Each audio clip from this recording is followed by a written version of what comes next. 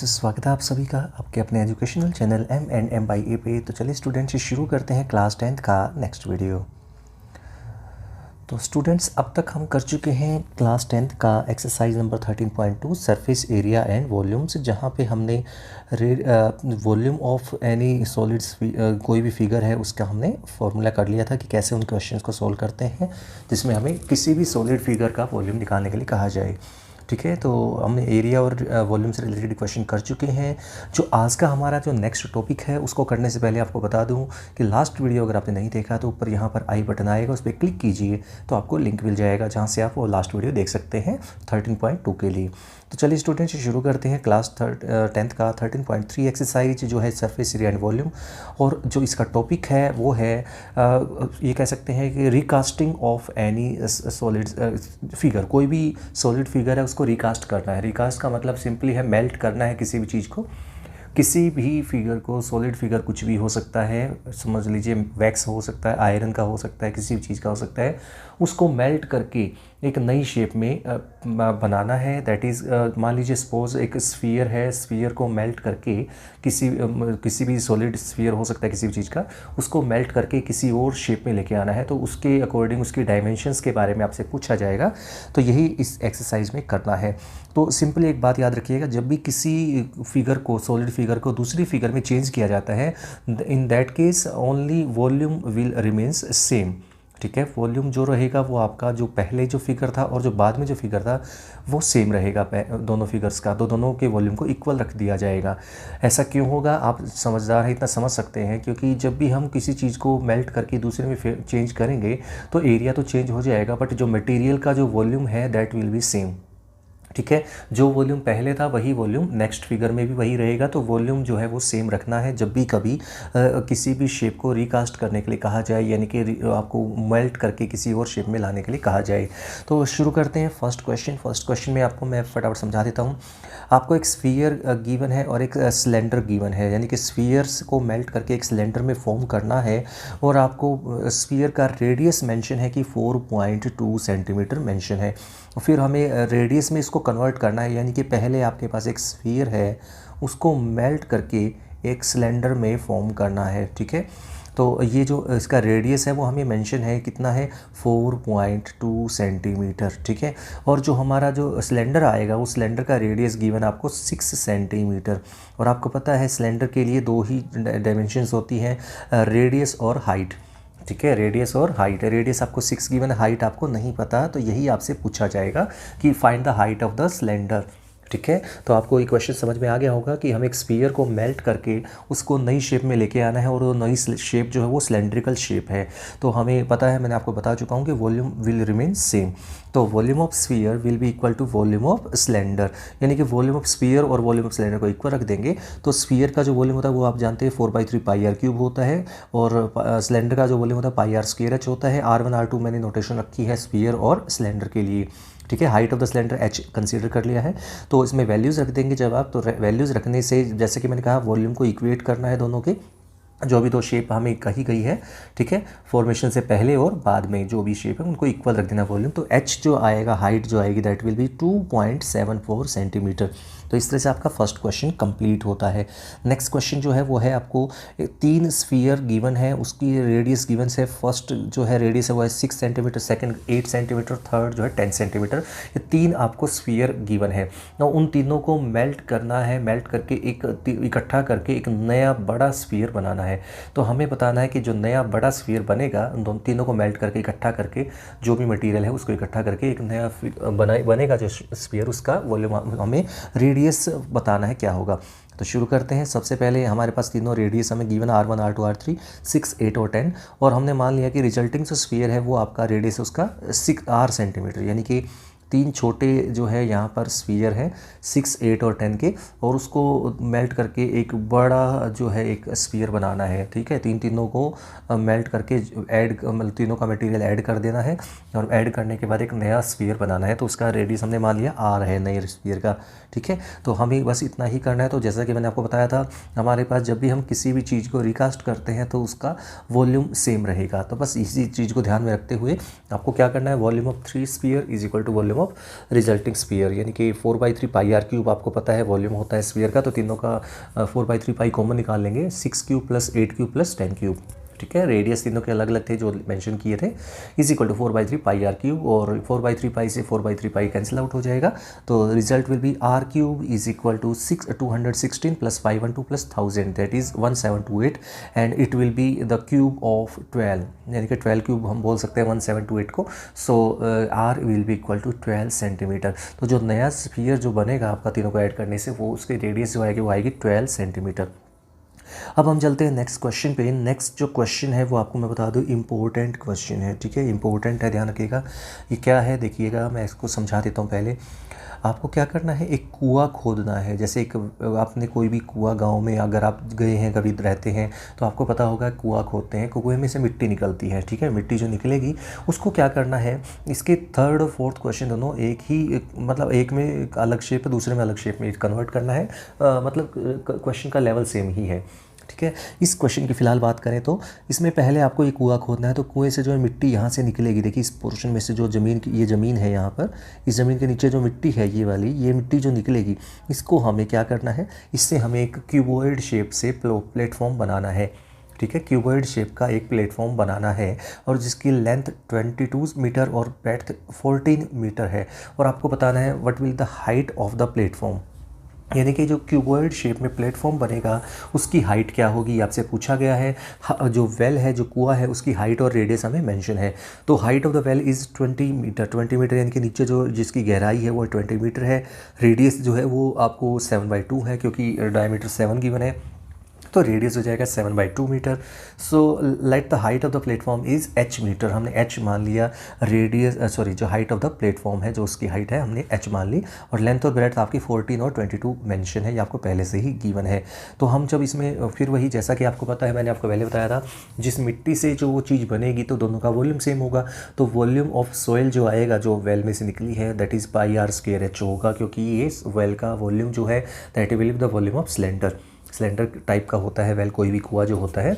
तो pi r square h is equal to जो platform है that is in of cuboid shape, यानी कि LBH वॉल्यूम जो होता है L/B/H। तो सिंपल है, आप समझ सकते हैं h की जो वैल्यू है वो क्या होगी, क्रॉस मल्टीप्लाई वगैरह करना है, लेफ्ट राइट करना है थोड़ा सा इनको वैल्यू को। तो जो रिज़ल्ट विल बी, कैलकुलेशन आप कर लीजिएगा, रिज़ल्ट विल बी 2.5 सेंटीमीटर। तो इस तरह से आप इसका जो हाइट ऑफ द प्लेटफॉर्म है वो हम बता सकते हैं 2.5 सेंटीमीटर। आगे चलते हैं फोर्थ क्वेश्चन पे। फोर्थ क्वेश्चन है, आपको इसी तरह से एक कुएं में से मिट्टी निकालनी है, उस मिट्टी से उसके चारों तरफ एम्बैंकमेंट बनाना है, ठीक है। एम्बैंकमेंट होता है चारों तरफ किनारे जो होते हैं कुएं के, वो बनाना है, ठीक है। तो फिर वही बात, जो इस कुएं के अंदर से मिट्टी निकलेगी उसकी जो वॉल्यूम है वो इक्वल टू एम्बैंकमेंट का वॉल्यूम। तो एम्बैंकमेंट होता है किनारा, किनारा का मतलब आप समझ गए होंगे, जैसे आप कोई भी कुआं आपने देखा है तो उसकी साइड में किनारी होती है, तो उस मिट्टी से आपको किनारी बनानी है। तो सिंपल है, तो अब height of the well is 14 metre given है, radius of the well is 33/2 metre given है। जो विड्थ है आपकी एम्बैंकमेंट की वो है आपकी 4 मीटर, देख सकते हैं फिगर में भी 4 मीटर मैंने आपको दिखा दिया है, थोड़ा सा मोटा बना लीजिएगा, 4 मीटर थोड़ा बड़ा होता है। Height of the embankment is h, ठीक है। हमें बताना है what will be the height of the embankment. तो शुरू करते हैं। तो इसके लिए जैसे कि पहले पिछले क्वेश्चन में किया था, volume of soil of the well is equal to volume of embankment. अब जो एम्बैंकमेंट है, देखिए सॉइल ऑफ का जो वॉल्यूम है वो तो हम निकाल लेंगे पाई आर स्क्वायर एच से, क्योंकि एक सिलेंड्रिकल शेप में कुआं होता है तो उसकी वॉल्यूम हम निकाल लेंगे इजीली। बट अब आता है एम्बैंकमेंट का वॉल्यूम कैसे निकलेगा। तो स्टूडेंट्स ध्यान से सोचिए जरा, एक आपकी इमेजिनेशन को थोड़ा सा बढ़ाइए, तो आप समझेंगे कि जो एम्बैंकमेंट होता है that is a hollow cylinder, ठीक है। होलो सिलेंडर के शेप में कह सकते हैं। एक आउटर सिलेंडर होता है और बीच में से जो होलो होता है, क्योंकि कुएं में पानी निकालने के लिए बीच का हिस्सा खाली होता है ताकि कुएं से पानी निकल सके। तो समझ गए होंगे। तो हमें क्या करना है, एम्बैंकमेंट का वॉल्यूम निकालने के लिए आउटर वॉल्यूम में से, यानी कि बाहर वाला जो आपका जो सिलेंड्रिकल शेप है उसका वॉल्यूम में से इनर सिलेंडर का वॉल्यूम माइनस कर देंगे अगर, तो आप समझ गए होंगे। तो बीच का जो पोर्शन होगा, जिसको आप रिंग शेप जैसे होती है वैसी शेप में जो भी आपका पोर्शन है दैट इज़ एम्बैंकमेंट है, उसका वॉल्यूम निकल जाएगा।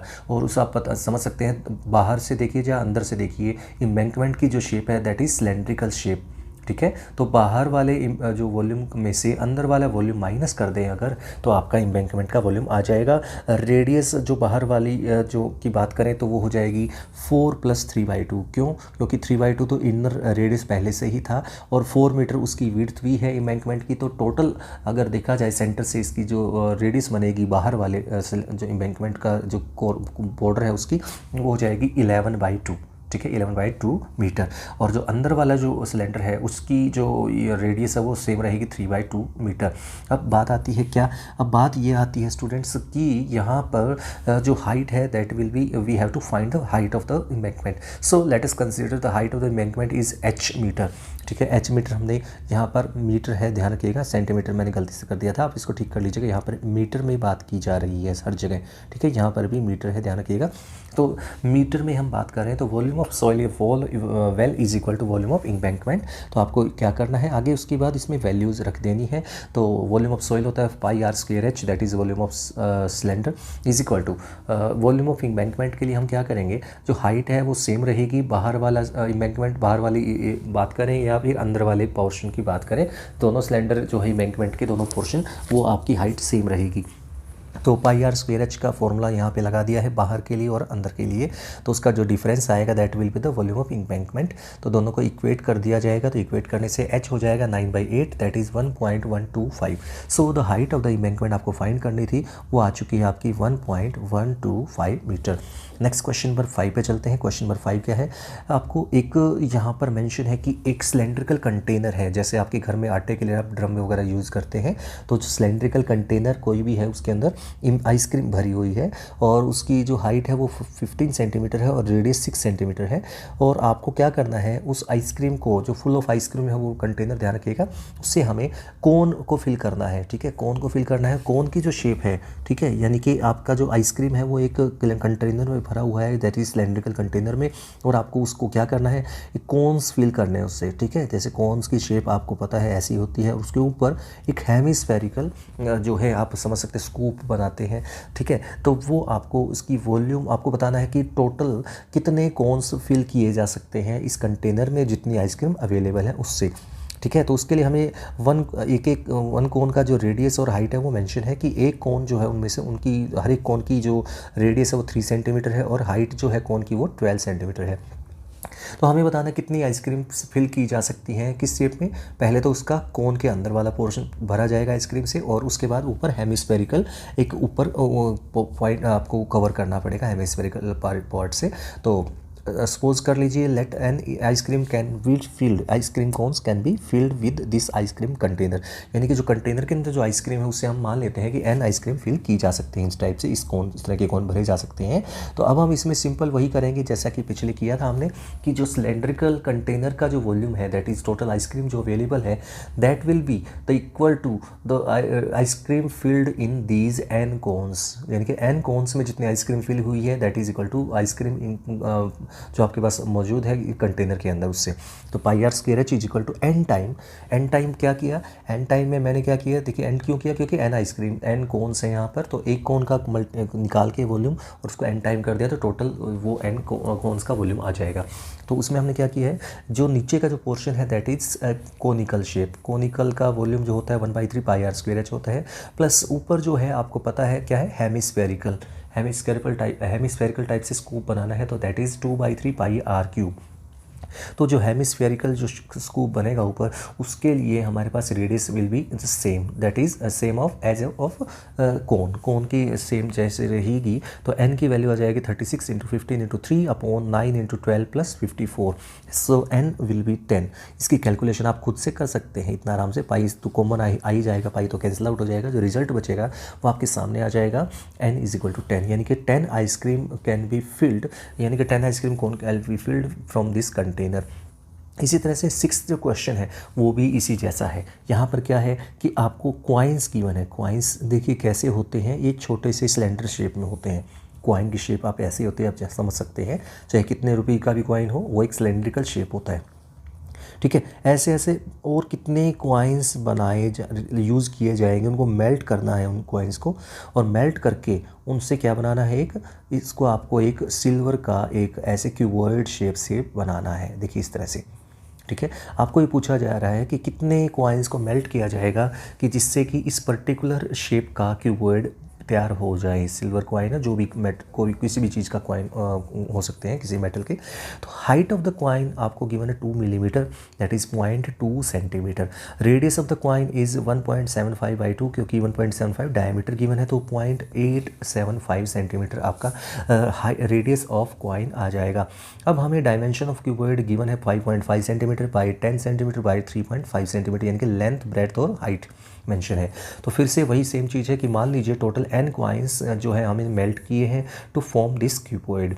तो हम मान लेते हैं n कॉइन्स हमने इस तरह से मेल्ट किए हैं, तो एक जो कॉइन का जो वॉल्यूम होगा उसको n से मल्टीप्लाई कर देंगे, तो वो आपका टोटल जो वॉल्यूम आ जाएगा इन कॉइन्स का, वो आ जाएगा that is equal to volume of this cuboid. तो n time pi r square h, यानी कि क्योंकि कॉइन जो होते हैं वो आपके सिलेंड्रिकल शेप होते हैं, पाई आर स्क्वायर एच का फॉर्मूला लगा दिया, इंटू n कर दिया है, क्योंकि n कॉइन्स है total, is equal to volume of cuboid. तो क्यूबॉइड का वॉल्यूम आपको पता है 5.5 इंटू 10 इंटू 3.5। तो इधर राइट साइड में लेके आएंगे इसको, n के साथ जो भी मल्टीप्लाई है तो डिवाइड में आ जाएगा।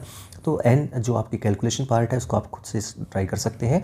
तो रिजल्ट जो आएगा n will be 400। So we can say the 400 coins must be melted to form such cuboid, यानी कि इस तरह से आपको क्यूबॉइड तैयार करना है इस शेप डायमेंशन का। तो उसके लिए आपको 400 कॉइन्स को मेल्ट करना पड़ेगा, ठीक है। तो इस तरह से आपका क्वेश्चन नंबर 6 कंप्लीट होता है। क्वेश्चन नंबर 7 जो है वो आप खुद से कीजिएगा, क्योंकि इसमें आपको करना क्या है, इसमें सिंपल एक किसी भी बकेट के अंदर, सिलेंड्रिकल बकेट के अंदर कुछ भी भरा हुआ है, सपोज सैंड भरी हुई है, मिट्टी भरी हुई है, उसको आपको उसको जब भी आप उसको कहीं पर भी निकालेंगे, उस बकेट को खाली करेंगे उसमें मिट्टी को, तो वो जो आप शेप सामने आएगी वो कोनिकल शेप आएगी। जैसे किसी ढेर लग जाता है किसी चीज़ का, किसी भी चीज़ का आप ढेर लगाते हैं बाल्टी भर के, तो वो आप देखेंगे कि जब आप उसको ज़मीन पर आप निकालते हैं उन चीज़ों को, तो वो एक कोनिकल शेप में नज़र आएगा। तो आपको यही चीज़ है कि जितना उस सिलेंडर का वॉल्यूम है उतना ही वॉल्यूम आपका उस कोन का होगा। तो उसके अकॉर्डिंग आपको उसको कैलकुलेशन को सोल्व करना है। तो volume of cylinder will be equal to volume of cone, उसको सोल्व करके हमारा रेडियस आ जाएगा, और रेडियस आने के बाद हमें स्लैंट हाइट पूछी गई है। तो स्लैंट हाइट निकालने के लिए आपको पता है क्या होता है, r square plus h square square root करने से हमारे पास स्लैंट हाइट आ जाएगी। तो ये क्वेश्चन नंबर 7 जो है मैं आपको वर्बली बता दिया है, वो आप खुद से कीजिएगा। अब आते हैं मोस्ट इंपॉर्टेंट क्वेश्चन पे, जो है 8th और 9th, ठीक है। 8th और 9th क्या है, इसमें एक कैनल है, कैनल के अंदर से पानी फ्लो कर रहा है जिसकी विड्थ 6 मीटर है और उसकी हाइट जो है 1.5 मीटर है। तो जो कैनल है उसकी जो शेप है दैट इज़ क्यूबॉइड शेप, ये आपको मेंशन की गई है कि कैनल जो है आपको लेके चलना है क्यूबॉइड शेप में। ध्यान रखिएगा, अगर मेंशन नहीं भी है तो आप खुद से लेके चलेंगे तो भी आप क्यूबॉइड शेप ही लेके चलेंगे। जैसे कि नाला होता है खेतों में, गांव में देखा है आपने कि नाला जो बनता है जो पानी डालने के लिए खेतों में, वो एक क्यूबॉइड शेप में ही चलता है, ठीक है। तो एक पर्टिकुलर पोर्शन उसका एक आप कंसीडर करना पड़ेगा। ये जैसे कि मैंने आपके सामने बना दिया है, तो इस तरह से क्यूबॉइड शेप का एक पर्टिकुलर पोर्शन, ये कैनल मान लीजिए, इसमें से पानी फ्लो कर रहा है इसके अंदर से, ठीक है, पानी बह रहा है इसमें से, ठीक है, किसी भी डायरेक्शन में हो सकता है, और जो पानी की जो स्पीड है वो है 10 किलोमीटर पर आवर, ठीक है। अब क्या करना है स्टूडेंट्स, आपको इसको क्या करना है, उसमें आपको बताना है कि अगर इस पानी का फ्लो इतना है और इतना मीटर विड्थ और इतने इसकी हाइट है, तो आपको बताना है कि हाफ एन आवर में कितना एरिया इरीगेट हो जाएगा। अगर यानी कि आपको बताना है कितना एरिया इरीगेट होगा अगर किसी खेत में पानी लगाना है। देखिए, खेत में पानी आपको भरना है तो उसकी हाइट भी मेंशन की गई है, आप देख सकते हैं, वो हाइट है 8 सेंटीमीटर। 8 सेंटीमीटर हाइट आपको खेत में खड़े पानी की लगानी है, यानी कि उसकी चारों तरफ बाउंड्री बना के खेत की, और उसको पानी को रोक के रखना है, ठीक है। तो 8 सेंटीमीटर की हाइट तक उसको पानी को फिल करना है। तो आपको करना कितनी देर में है, 30 मिनट्स में। तो ये कह रहा है कि 30 मिनट्स के अंदर आपको ये जो है कितना एरिया इरीगेट हो जाएगा, उसमें पानी भर जाएगा जिसमें 8 सेंटीमीटर की हाइट रिक्वायर्ड है। तो शुरू करते हैं इस क्वेश्चन को करना कैसे है। तो गिवन है आपको width of the canal and height of the canal, यानी कि 6 मीटर और 1.5 मीटर। अब जैसे इसमें पानी लगाएंगे, खेत है मान लीजिए ये, तो इसमें पानी अगर भरेंगे तो ये क्यूबॉइड शेप में आ जाएगा, देख सकते हैं इस तरह से इसके पानी अंदर भरा हुआ है। अगर खेत में चारों तरफ मेड़ लगा दी है, दीवारी बना दी है और उसके अंदर पानी भर दिया जाए, तो आप समझ लीजिए कि उसके अंदर वो जो शेप आएगी वो क्यूबॉइड शेप आएगी, क्योंकि हाइट भी हो जाएगी उस खेत की 8 सेंटीमीटर जो मेंशन है। तो सिंपल है कि हाफ एन आवर में जितना पानी आएगा उसी से तो इसका ये जितना वॉल्यूम हाफ एन आवर में से पानी इतना आएगा इसमें, वही पानी इसमें इरीगेट करेगा। तो बस इसी के अकॉर्डिंग चलना है। तो विड्थ और हाइट हमें मेंशन है। आगे चलते देखिए क्या करना है। तो आगे हम चलते हैं। Speed of the water is 10 kilometre per hour, यानी कि 1 आवर में वाटर फ्लोज थ्रू 10,000 मीटर। तो 1 मिनट में हो जाएगा 10,000 अपॉन 60, यानी कि 60 मिनट्स हो जाएगा 1 आवर में। तो 1 आवर में इतना, तो 1 मिनट्स में अपॉन 60। और 30 मिनट्स की बात की गई है तो ऑब्वियस सी बात है, कॉमन सेंस भी है वैसे तो इसमें, कि 10 किलोमीटर पर आवर का मतलब 1 घंटे में 10 किलोमीटर, तो हाफ एन आवर में 5,000 हो जाएगा मीटर, ठीक है ना। 5 किलोमीटर कह लीजिए, 5,000 मीटर कह लीजिए। सो हम क्या करेंगे, 30 मिनट्स में जितना पानी वहाँ से निकलेगा उस नहर में से, कैनल में से, वही तो पानी यूज़ किया जाएगा उसमें, ठीक है ना। तो 30 मिनट्स में इतने मीटर पानी वहाँ से निकलता है, यानी कि पानी हमने स्टार्ट किया, मान लीजिए यहाँ से स्टार्ट किया और 30 मिनट्स में यहाँ तक पहुँच गया। तो जो ये हमारे पास जो पोर्शन आया है, this will be the required portion, ठीक है। ये हमारा रिक्वायर्ड पोर्शन है, हमें यहाँ तक की बात करनी है, यानी कि ये है आपका 5,000 मीटर। तो ये आपका लेंथ का काम करेगा क्यूबॉइड में, क्योंकि विड्थ पहले से ही मेंशन है 6 मीटर और हाइट भी मेंशन है 1.5 मीटर। तो अब हमारे पास इसका हाफ एन आवर के अंदर कितना पानी का वॉल्यूम उसमें से पास कर रहा है उसकी हमें बात करनी है, क्योंकि उतना ही पानी हमें यूज़ करना है कहाँ पर, पानी उसमें खेत में भरने के लिए, ठीक है। तो इसका जो वॉल्यूम होगा that will be the volume of area, ये वॉल्यूम ऑफ दैट फील्ड, यानी कि जितना हमें पानी भरना है जहाँ पर। तो शुरू करते हैं। लेंथ ऑफ द कैनल आपको पता है 5,000 मीटर हो चुकी है। तो अब हमारे पास volume of water flowing through canal in 30 minutes is कितना हो जाएगा वॉल्यूम, यानी कि LBH, L length 5,000 into 6 into 1.5 metre cube, यानी कि इतना आ गया आपका volume of water flowing through canal in 30 minutes. Given height of the standing water required that is 8 centimetre. हमें कहा गया है कि पानी जो है खड़ा रखना है 8 सेंटीमीटर, यानी कि हाइट कह सकते हैं क्यूबॉइड की, क्योंकि जो खेत की जो शेप होती है वो आप समझते हैं रेक्टेंगल शेप होती है या स्क्वायर शेप होती है, जानते हो आप सभी, ठीक है। तो उसमें अगर हाइट भी लगा दी जाए तो that will be in the form of cuboid, ठीक है। तो हमारे पास एरिया हमने लेंथ इंटू ब्रेड्थ होता है आप जानते हैं, तो वॉल्यूम क्या होता है, length into breadth into height, ठीक है। लेंथ इंटू ब्रेड्थ मिला के ही एरिया हो जाता है, that is A into H कह सकते हैं। सो वॉल्यूम ऑफ फील्ड कह सकते हैं, जो पानी जो भरा गया उसका वॉल्यूम क्या होगा, A इंटू H। तो ए का मतलब एरिया, एरिया में लेंथ इंटू ब्रेड्थ दोनों ही आ चुके जो कि हमें फाइंड करना है, तो वो अपने आप एरिया आ जाएगा। एच हमें पता है, एच हमें क्या रखना है 8 सेंटीमीटर, यानी कि 0.08 मीटर, ठीक है, 0.08 मीटर। तो ये हमारे पास ये हो जाएगा आपका volume of water, standing water, ठीक है। तो अब हमें पता है कि volume of water flowing through canal in 30 minutes that is 5,000 into 6 into 1.5 is equal to area into 8/10, जैसा कि अभी बता दिया मैंने, volume of water that is in the field that is 8 into 8/100। तो ए आ जाएगा आपका, एरिया आ जाएगा 562,500 मीटर स्क्वायर, यानी कि 562,500 मीटर स्क्वायर, यानी कि एरिया जो इरीगेट होगा 30 मिनट्स में that will be this one, यानी कि दिस मच कितना होगा 556,500 metre square metre, sorry square metre. तो ये आपका आ जाएगा इसका एरिया, ठीक है स्टूडेंट्स। तो ये था आपका इस क्वेश्चन का आंसर। नेक्स्ट पे चलते हैं क्वेश्चन नंबर 9, और क्वेश्चन नंबर 9 के लिए हम क्या करेंगे, 9 क्वेश्चन क्या है देखिएगा ध्यान से। आपको यहाँ से फिर से वही है, कैनल है, कैनल में से पानी जा रहा है, बह रहा है उसमें, और उसका आपकी बार जो उसकी कैनल की जो पानी की स्पीड है वो अलग है, ध्यान रखिएगा। अब हम उसमें क्या करना है, उसमें एक पाइप जोड़ना है, सिलेंड्रिकल पाइप जोड़ के उसमें से पानी जो है वो लेके चलना है, और वो पानी को कहाँ भरना है, खेत में भरना है। और खेत में एक टैंक रखा हुआ है किसान ने, जिसमें खेत में टैंक रखा हुआ सिलेंड्रिकल शेप का टैंक है, ठीक है। तो उसको फिल करना है, ठीक है। तो आपको बताना है कि कितनी देर में वो टैंक फुल हो जाएगा। अगर हमें उसकी रेडियस और हाइट मेंशन है, तो आपको बताना है कितनी देर में वो टैंक फुल हो जाएगा। तो शुरू करते हैं। सबसे पहले रेडियस ऑफ पाइप आपको मेंशन है, दैट इज़ 10 सेंटीमीटर, क्योंकि 20 डायमीटर है तो उसका 20/2 यानी कि 10 सेंटीमीटर और 0.1 मीटर, ठीक है। Radius of the cylindrical tank, जो टैंक जो खेत में रखा गया है उसकी जो रेडियस है वो है 5 मीटर, इसकी जो रेडियस है वो 5 मीटर है और हाइट जो है वो 2 मीटर है इसकी।